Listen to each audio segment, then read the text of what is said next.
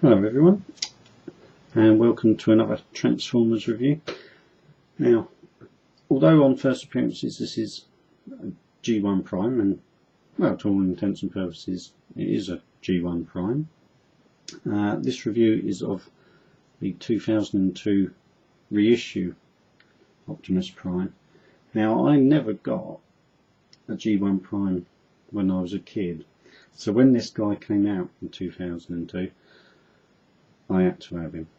Let's be honest, if you ain't got a G1 Prime and you're a Transformer fan, it's sort of like it's got to be one of the ones you're going to want.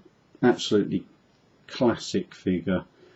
I probably would have torn the arms off every Care Bear I could find at the time when this came out, back in '84, to have got one, but they were horrendously hard to get hold of. Now, this reissue is fractionally sort of different from the original Prime. One of the main differences is, of course, he's got short stacks, whereas of course the original Prime had longer ones. Roller, although he's in a silver colour on this reissue, was a bluey colour, a dark blue I believe, and I believe Prime's gun and his fists were more like the same colour blue as well, offhand, just going by memory. Now, everything else about this guy is pretty much the same as the original, but he does have the added advantage of he came with a lovely little matrix of leadership, which I just think really does add a little nice touch to the fact that this is a reissue of the original toy. And also the fact, of course, the way he transforms, you can actually put that into his chest. But of course, when the original came out, there was no such thing as the Matrix of Leadership as far as the whole mythology of the Transformers went, because of course the '86 film hadn't been made. We were talking 2 years beforehand. Well, Prime himself obviously predates that because he goes back to the Diaclone times as well. So that's pretty much his basic sort of like backstory on him. The reissue itself is lovely. It is as close to G1 perfect sort of like redo as you could get. The cab section I may as well start with is near enough an exact replica, other than the differences I've sort of pointed out. I think the blue on the back is slightly different as well from memory. I think it was a little bit lighter on the original Prime, but it's a perfect representation, and obviously because this is a reissue and obviously I've sort of coveted it a little bit, it's unmarked. I have obviously put the stickers on, but other than that he hardly comes out of his box, and to some degree it's a shame because I really would like to, you know, once I get myself sorted to get these, all my Transformers displayed, he will then get displayed properly along with the rest of the G1 line. I probably won't bother to try and track down a mint sort of G1 Prime, simply because this is a good enough representation for me of the original. So to spend out a sizable amount to get a decent one really isn't worth it for me. But if you really do want a G1 Prime, this is a really good way of getting yourself as near as the original as you can get without spending some mega sort of money for him.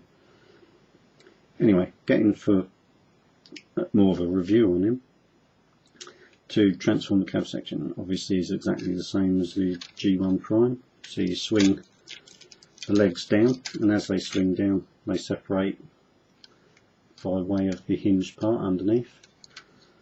You turn the end of that round and up, and that forms his feet.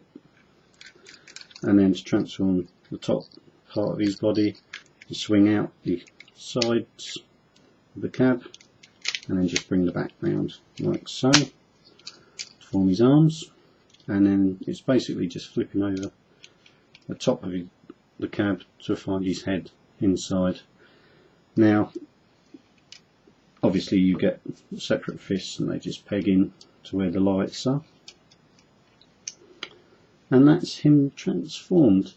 Now, if that is not a classic Transformer, I don't know what is. Standing him alongside like my G1 Soundwave. Soundwaves are probably a little bit taller. They are a fantastic pair to have displayed next to each other. So iconic, and just takes me back to when I was a kid. Yeah, I can't really recommend G1 Prime enough. It's such a great figure. Not the greatest articulation, and you know, pretty basic really if you're looking at it just in as much as a toy.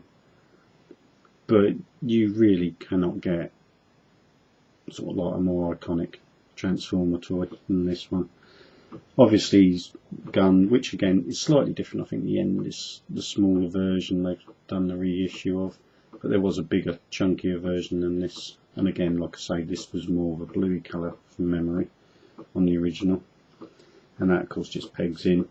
Now weirdly it pegs in on the wrong part really, because really they should have done the peg there, because the trigger's behind where he holds it, but that always did bug me when I was a kid and I used to play with my friends, and I think from memory a couple of my friends did have G1 Prime, but then I had G1 Megatron, which did not work at all in scale with this guy, but never mind.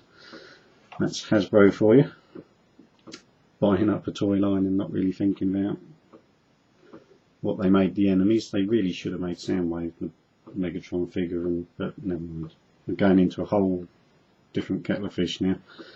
The cab section, sort of like, that's basically complete. I'll show putting the matrix in a minute, but going on to his trailer section, they've kept that pretty identical to the original. Obviously again, like the blue might be a slightly different colour on these parts underneath. Now these swing out to help support the trailer section, like so, and at the back end of it you get an opening hatchway, so you can put the Autobot cars inside, such as in the G1 cartoon. Now just move these bits back so I've got enough room for it.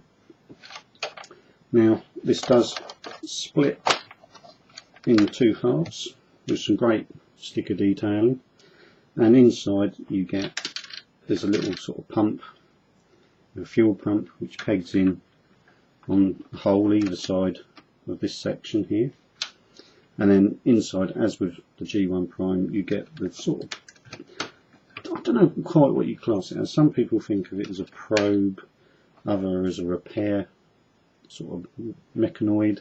I don't know. I'll leave that to your own sort of decision on what you want to class it as.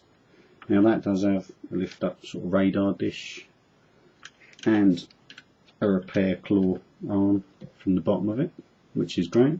Now harkening back to his Diaclone years, it's also got a cockpit for a small figure, which obviously, this not being the Diaclone, it doesn't come with one, but if you had a suitable little figure it would fit inside there.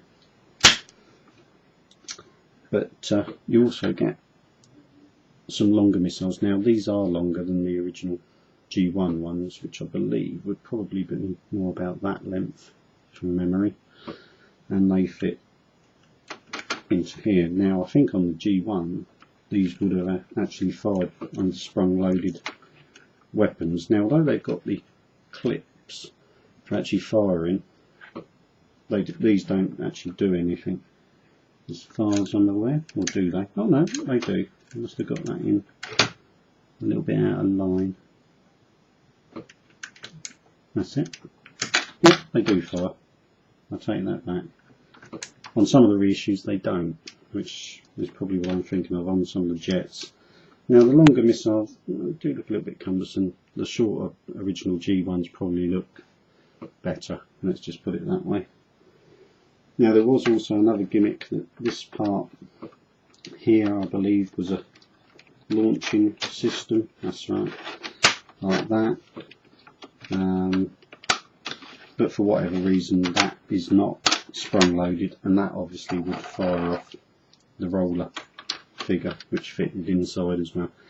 As I'm sure everyone's aware from the G1 cartoon, roller was part of Prime, so if that sort of like probe, I suppose you could class it as a little drone vehicle, got damaged, Prime felt the pain as well.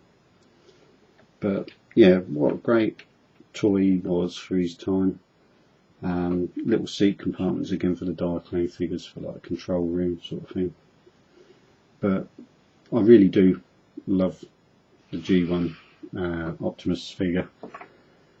Like I say, it is a shame I never got him originally, but of course when this one came out, what's it now, 10 years ago, I had to get one. I weren't going to pass up another chance to get hold of Prime.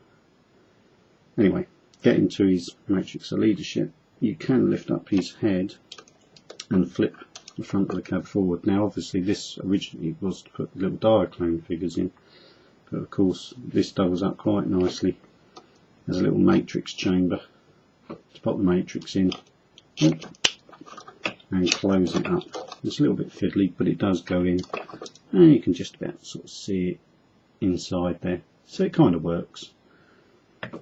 But yeah, I thought I'd do a little review of a classic figure, although not an original.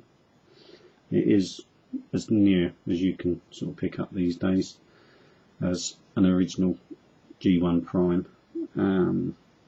But I thought I'd do this little review of it as kind of a little celebration of my 100+ subs, and just a sort of almost like harken back to the origins of the whole Transformer line really.